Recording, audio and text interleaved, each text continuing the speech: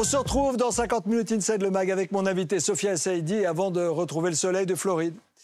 Je vous propose une petite escapade au pays des aurores boréales. Je ne sais pas si vous aimez la Suède. Je ne connais pas assez, je suis ravie de regarder votre reportage. Ah ben vous avez bien fait de venir parce que je vais vous présenter des hôtels de dingue, des hôtels insolites. Alors vous êtes plutôt cabane de luxe dans les arbres ou plutôt perdu au milieu de la mer avec juste un phare comme référence? Cabane de luxe, perdue au milieu de la mer. Ah, vous voulez tout vivre? Ouais, vous moi, prenez ce risque. tout en même temps, moi. Sophia Saidi, sans filtre. Voilà pour vous, si vous aimez la nature, les grands espaces, si vous aimez des choses un peu plus confinées, il y en a pour tous les goûts. Hôtel Fou en Suède, c'est un portage de Julie Tomei, de Sarah Pison et de Florent Ferret. On a sorti le turbo, là, la totale. Regardez, c'est parti, on part en Suède.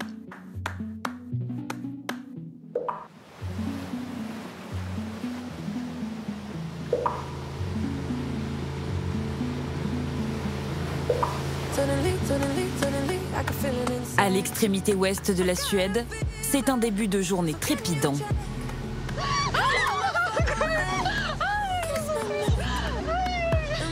Félicia, 29 ans, et son amie Jenny, 32 ans, savourent ces sensations fortes. C'est de la joie, des larmes de joie. C'est juste nous et la mer, dans un grand 8 géant. J'en tremble.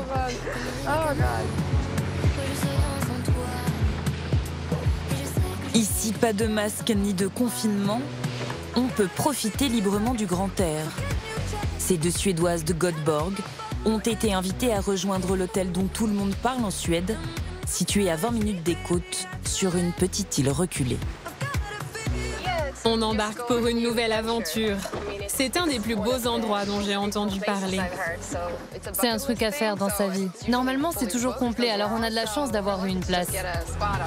L'hôtel a ouvert ses portes en juillet dernier dans un ancien phare sur l'île de Hamneskar. Au large, c'est sa pointe rouge que l'on distingue en premier. Regarde le phare. On va y monter, tu crois? Bien sûr. Tout juste débarquées, elles ont rendez-vous 130 marches plus haut. Encore quelques efforts.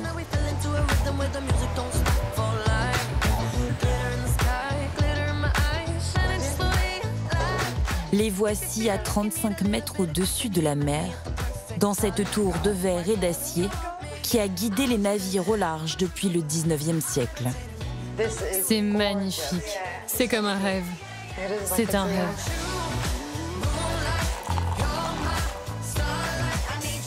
À la tienne. On se sent très humble face à l'océan. Surtout moi, car il me fait peur, alors j'ai beaucoup de respect. En fait, je me sens toute petite et en même temps puissante. Surtout quand on est dans un phare comme celui-ci, c'est vraiment cool.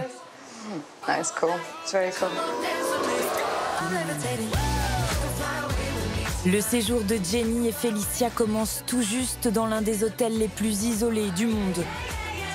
Qu'il soit perché, gelé ou à la pointe du design, dans ce pays grand comme la France et 7 fois moins peuplé, chaque séjour est la promesse d'une immersion dans la nature. Nous vous emmenons en Suède à la découverte des plus beaux hôtels.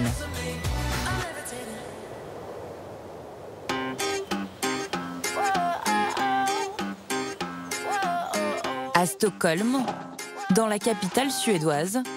C'est la première fois que tu joues au paddle tennis? Carl Lundgren, 41 ans, essaye d'entraîner son ami Gustave sur son nouveau terrain de jeu dans l'hôtel qu'il a construit en septembre dernier. C'était l'endroit idéal pour faire ça. On cherchait un lieu comme celui-ci depuis longtemps. Et nous y voilà. En pleine nature, à 20 minutes du centre historique, cet investisseur s'est en quelque sorte offert l'hôtel où il rêvait de passer ses week-ends. Presque tout le monde est parti. On est entre les arrivées et les départs des clients. J'adore ce moment. L'hôtel est tout calme. J'ai l'impression d'être dans mon salon. Un salon à la décoration ultra pointue, entre objets chinés et design suédois. 60 chambres et plusieurs piscines. On vient y passer la nuit ou simplement la journée, entre amis ou en famille. Tu t'amuses bien? Certaines zones sont réservées aux adultes, comme la partie club de relaxation, avec son sauna, son spa, ou plus étonnant, sa salle de sieste, un temple de la paresse qui dépoussière les classiques thalassothérapie. Si vous allez dans un spa, il faut être silencieux et on n'a rien le droit de faire. Ce n'est pas comme ça que je voulais en profiter. On a donc créé un environnement où on peut traîner, bien sûr en peignoir avec un verre à la main. Un lifestyle branché à la suédoise qui devrait faire mouche auprès des touristes étrangers. L'an dernier, la Suède a attiré près de 15 millions de voyageurs. Stockholm reste la principale destination, mais les curieux sont de plus en plus nombreux à s'aventurer tout au nord du pays. À 1000 km de la capitale, perdu en pleine forêt, Ken Lindvall est un amoureux de sa Laponie natale. Je suis né et j'ai grandi dans ce village.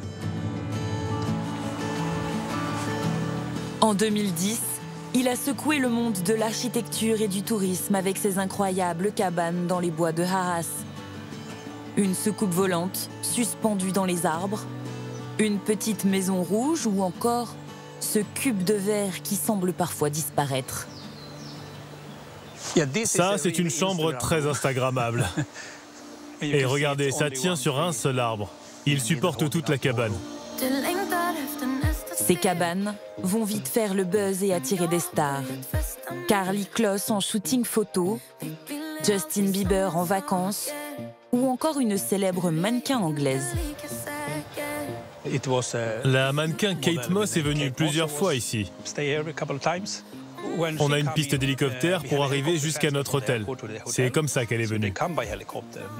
Ma femme et moi, on l'attendait au bout de la piste pour l'accueillir. Et quand elle est sortie de l'hélicoptère, elle m'a regardé et m'a dit « Vous devez être Kent, je vous ai vu à la télé ».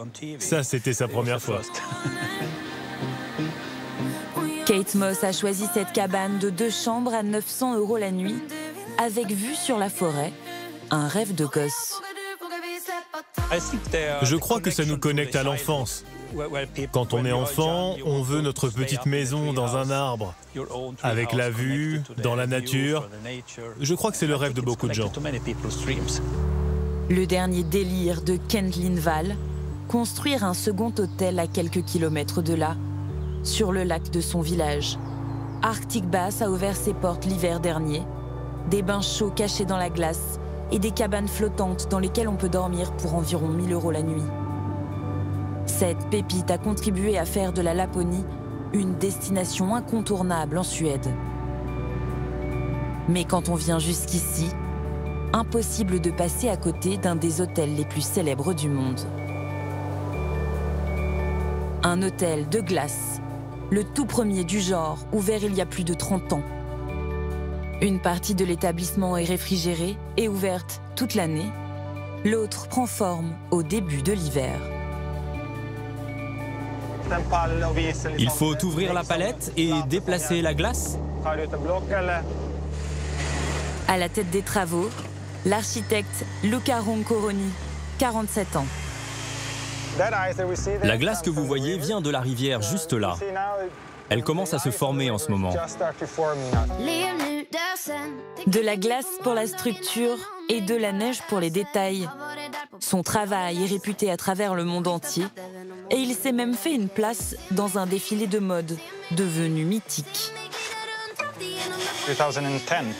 En 2010, on était à Paris et on a collaboré avec Chanel et Karl Lagerfeld. Des camions sont partis d'ici avec à bord de gros blocs de glace et de la neige. On a construit un énorme iceberg de 30 mètres. Les mannequins marchaient tout autour sur une fine pellicule d'eau. C'était dingue de participer à cette expérience. Sa toute dernière création, c'est cette chambre. Une prouesse pour un architecte doté d'une certaine dose d'humour. Cette chambre, c'est un contraste entre le chaud et le froid. C'est ironique, ça ressemble à un sauna, mais ça n'est pas vraiment la même température. Ici, on dort par -5 degrés dans de gros duvets. Petit conseil, ne laissez sortir que le bout de votre nez. Pour tout le reste, c'est un hôtel classique, à quelques détails près. Je vous mets au défi de voler la robe de chambre. C'est uniquement de la glace et de la neige. C'est plus lourd et bien plus froid qu'un peignoir classique. Je ne suis pas sûr que ça vaille le coup. Chacune des 21 chambres de l'hôtel est une œuvre d'art. Comptez environ 400 € pour y passer la nuit. Ici, il y a aussi une salle de cinéma et un bar où l'on trinque avec ses gants. À la vôtre. Santé. À cette belle journée de travail. Une expérience insolite pour vivre la féerie de l'hiver, plongée dans ces grands espaces. En Suède, les touristes restent peu nombreux, ce qui donne parfois le sentiment d'être seul au monde.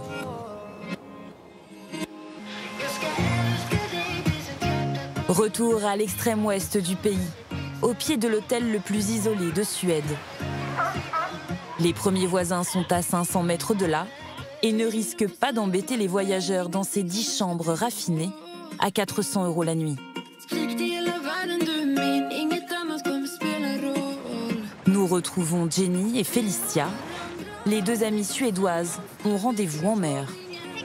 Ce matin, elles vont remonter ces casiers. Bravo!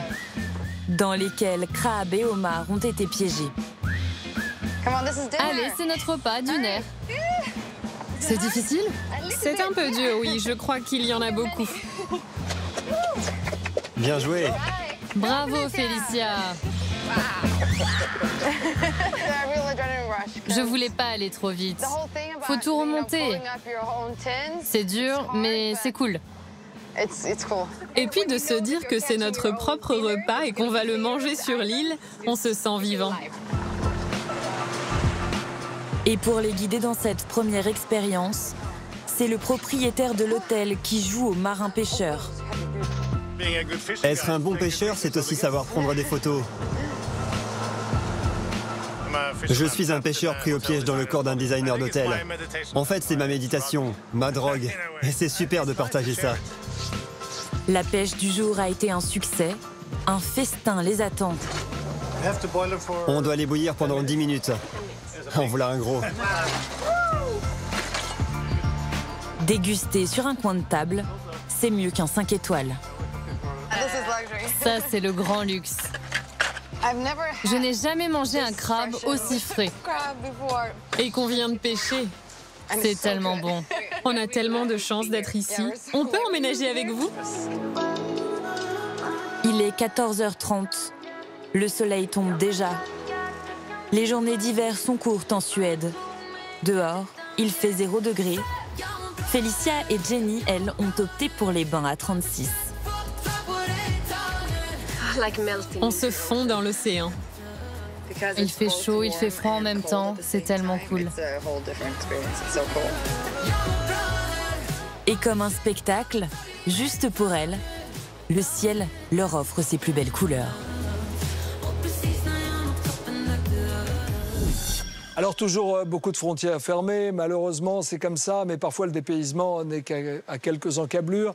C'est le cas notamment pour les habitants de Miami, aux États-Unis. À 1h30 de cette ville que vous connaissez, qui est foisonnante, qui ne s'arrête jamais, se trouve l'archipel des Keys. Vous êtes déjà allé? Oui, avec mes parents, ouais. En famille? En famille. En touriste, quoi. En touriste. Et regardez la couleur de la mer. C'est exactement ça. Non, mais ces plages de sable blanc à n'en plus finir, douceur de vivre, c'est un petit paradis préservé qui séduit les stars. D'autant plus qu'en cette période compliquée, on a besoin de lumière, d'autre chose, de rêve. Et nos équipes y étaient sur place il y a quelques jours. Reportage Sophie Prichodny et Manon Hurtel. The Keys. Keys. Mesdames et messieurs, c'est parti. Vue du ciel, c'est une toile de maître qui se dessine. 1700 îles entourées de nuances de bleu, de vert, situées entre le golfe du Mexique et de l'Atlantique. Tout au sud de la Floride apparaît l'archipel des Keys. C'est ici que l'Amérique s'arrête.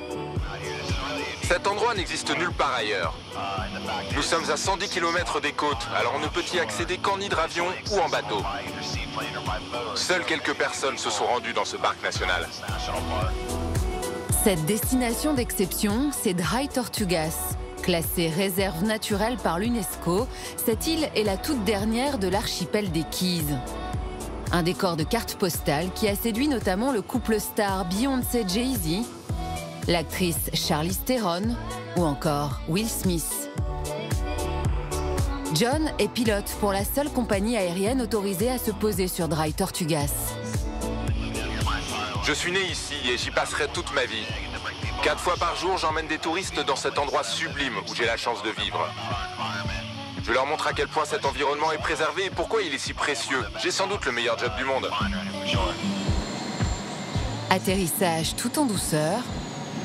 Bienvenue au parc national des Dry Tortugas. Pour 600 € la journée, ces quelques privilégiés sont à nouveau autorisés à visiter les vestiges de ce fort datant du 19e siècle. Car le parc a été fermé durant des mois à cause de la pandémie. Sauf pour Curtis, le ranger de l'île. Il est resté là jour et nuit pour la protéger.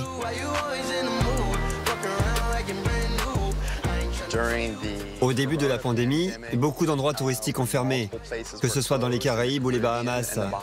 Donc on a vu s'installer tout autour de l'île plein de méga yachts. Des gens célèbres sont venus me demander des tours privés. Mais nous, on ne fait pas ça, car ici, il n'y a pas de favoritisme. Dry Tortugas est le plus grand parc naturel maritime des États-Unis. Sa richesse se trouve dans ses profondeurs. 300 km² d'eau turquoise, où la pêche est interdite. C'est l'endroit le plus réputé des États-Unis pour faire de la plongée avec masque et tuba, et un des meilleurs au monde. Grâce à la protection des poissons que nous avons mis en place, on compte ici plus de 250 espèces différentes. Down to Florida, we welcome you to the Sunshine State. Située à quelques kilomètres de Miami, la vie ici n'a pas grand-chose à voir avec l'effervescence de sa voisine. L'ambiance y est rebelle, l'art de vivre bohème et la nature au-dessus de tout. Dans un instant, nous vous emmenons sur la mythique Route des Keys, un voyage exclusif au cœur du Grand Bleu américain.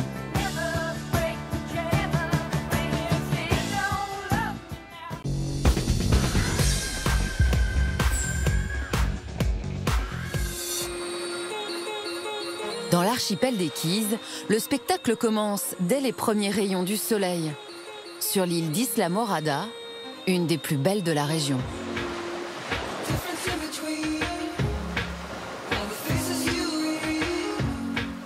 C'est sa bonne étoile qui l'a conduit là. Hubert Baudouin, français d'origine, a échoué sur cette plage par hasard avec sa planche à voile il y a 30 ans. Coup de foudre immédiat, il décide de s'y installer. J'étais avec des copains qui étaient des windsurfers quand il n'y avait pas de vent. Je leur donnais un marteau, une brosse, ouais, on faisait de la peinture, on faisait un petit peu tout ce qu'il y avait à faire. C'était assez folklorique quand même.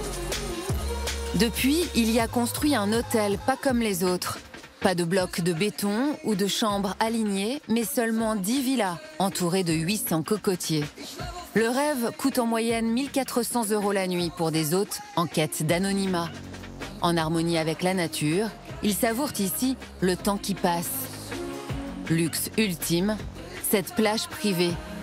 La mer, peu profonde à cet endroit, offre un festival de couleurs unique au monde. En général, avec les nuages qui reflètent, ça fait un peu comme les réflecteurs de cinéma, donc ça reflète la lumière. Et il y a une lumière qui est vraiment exceptionnelle ici. On a fait des campagnes pour Ralph Lauren, on a fait des campagnes pour Chanel, Versace, toutes ces grosses campagnes. Mais on limite le nombre d'équipes pour nos guests. Avoir des équipes qui shootent, ça nous permet aussi de pouvoir continuer à être abordables. Les plus grands top modèles de la planète ont défilé sur cette plage. Claudia Schiffer, Estelle Lefébure, Naomi Campbell ou encore Laetitia Casta. Attends, Laetitia. C'est drôle quand même, comme la mode a à la fois changé, à la fois c'est cyclique, ça revient. À chaque publication, toute l'île profite des retombées économiques, sans compter les tournages de dizaines de films. La série américaine Bloodline a même été entièrement tournée ici. I always thought the greatest thing that happened to me was being born a Rayburn. Sometimes, you know something's coming. Principalement dans cette maison avec piscine privée. Salon spacieux, le charme repose surtout sur ces objets glanés à travers le monde.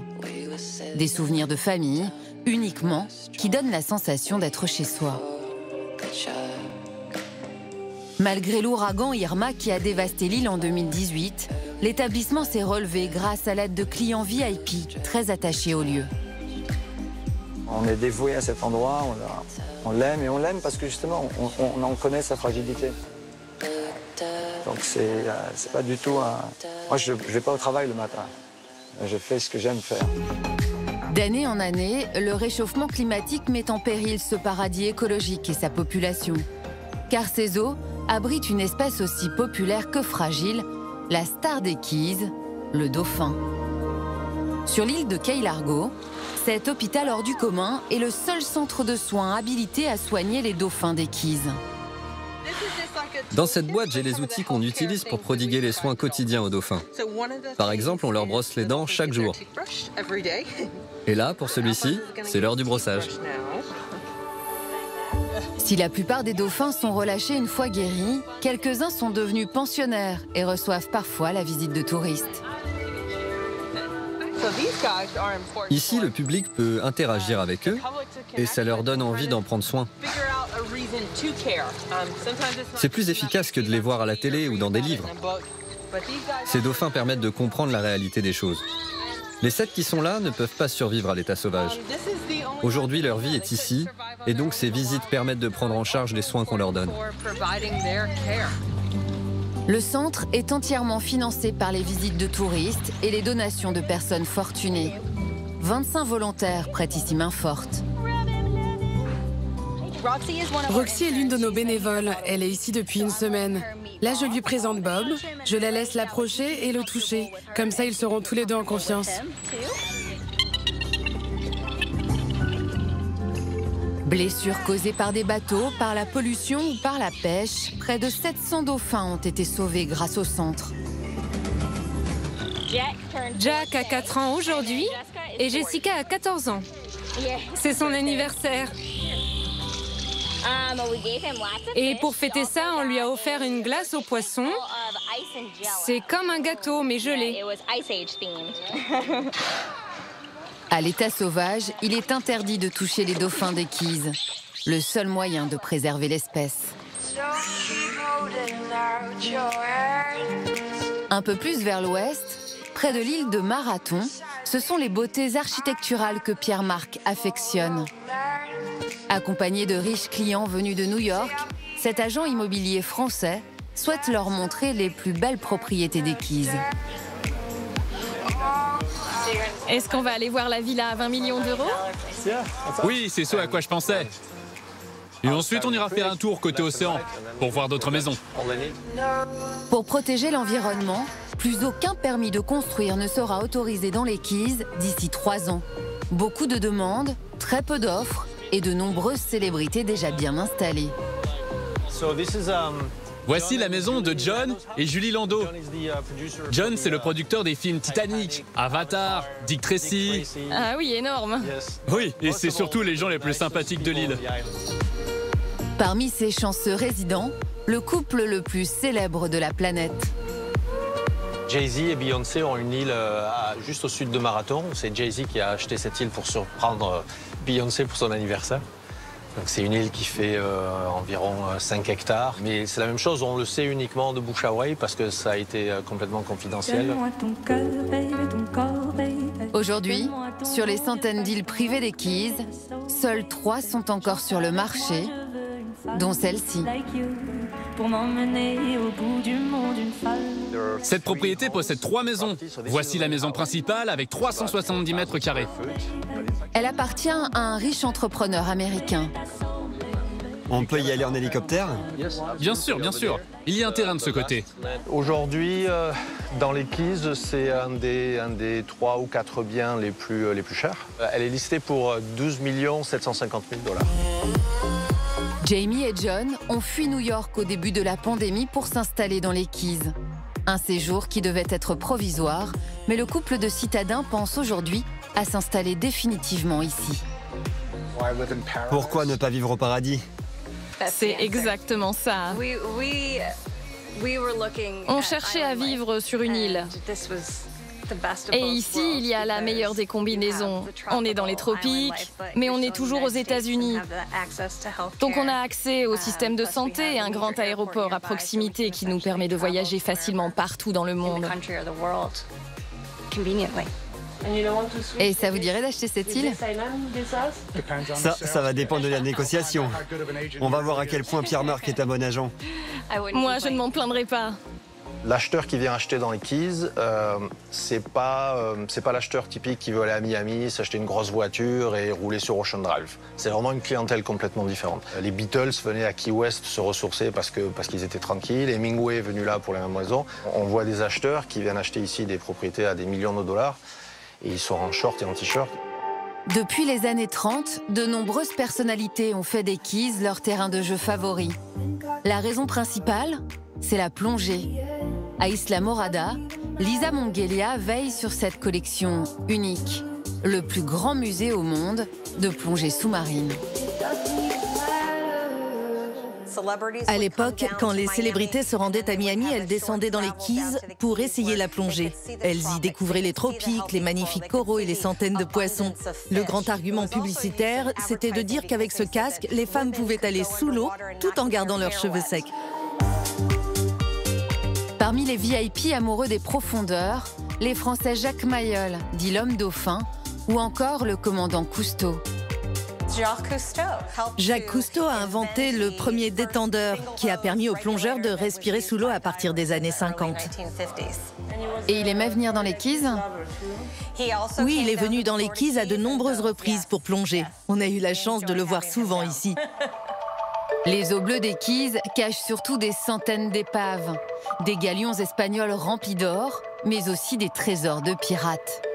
Seule une famille est aujourd'hui autorisée à les chercher, celle de Mel Fisher, la légende des Keys.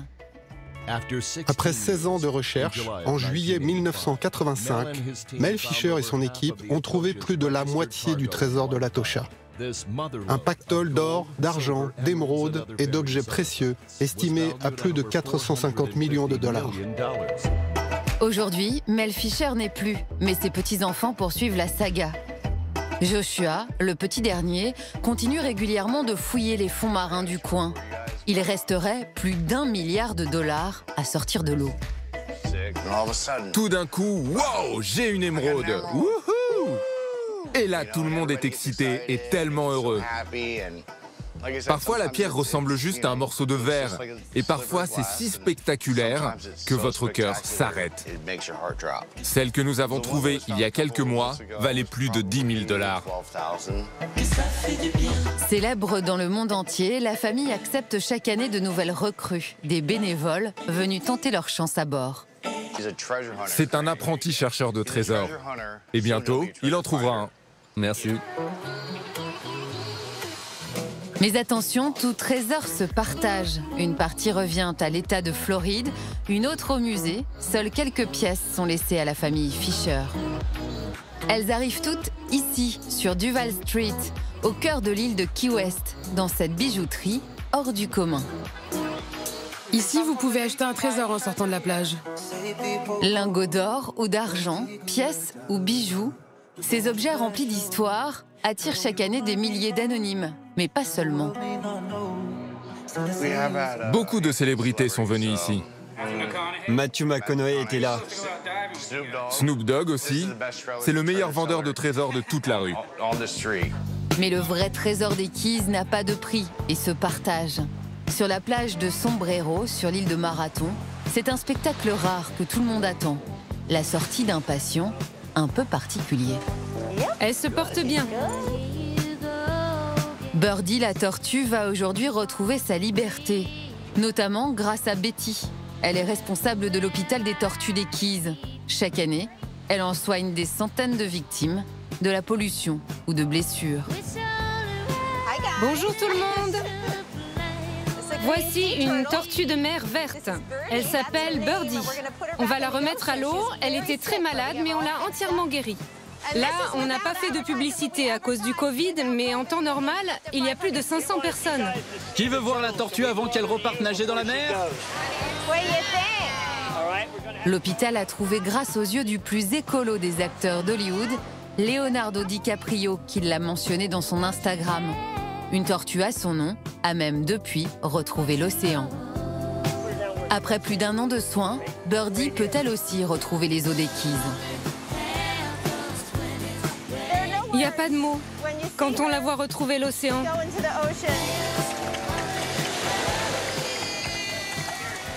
Merci beaucoup à tous d'être venus. Merci. Au revoir, Birdie. Betty et son équipe recroiseront peut-être Birdie au détour d'une plongée. Grâce à ces quelques passionnés, chaque année, près de 100 millions de touristes profitent de ce bout d'Amérique encore préservé. Cette année va être placée sous le signe de la chance, je l'espère. Et l'un d'entre vous ou l'une d'entre vous va pouvoir remporter un chèque de 2 500 € tous les mois pendant 1 an. Alors, pour participer au tirage au sort, répondez correctement à la question suivante. Écoutez bien. Où a été tourné le reportage que vous venez de voir? 2 propositions. 1, sur l'archipel des Keys. 2, à Hawaï. Évidemment, vous savez, Sophia et Saïdi, vous ne dites rien. Non, je ne dis rien. Envoyez 1 ou 2 par SMS si vous avez la bonne réponse au 7 14 14 ou appelez le 36 80. Vous avez 5 minutes pour jouer. Bonne chance à tous et merci de votre fidélité. Et n'oubliez pas que vous pouvez nous suivre toute la semaine sur les réseaux sociaux avec nos comptes 50 Inside, 50 Inside Travel et le hashtag 50MN Inside. Ma chère Sophia, merci d'être passée. Merci à vous, c'était un plaisir. On est heureux de vous avoir retrouvé depuis jeudi. La Promesse, une mini-série comme on les appelle, ça va durer 3 semaines sur TF1 aux côtés d'Olivier Marchal et de Laurent Deutsch. C'est une tuerie et vous êtes charmante et rayonnante dans votre rôle et dans votre personnage. Tout de suite, le journal de 20h, juste après notre ami Denis Brognard pour Ninja Warrior, entouré de Christophe Beaugrand et d'Iris Mittenard. Merci de votre fidélité. À la semaine prochaine. De nouveaux héros affrontent le parcours de Ninja Warrior ce soir sur TF1.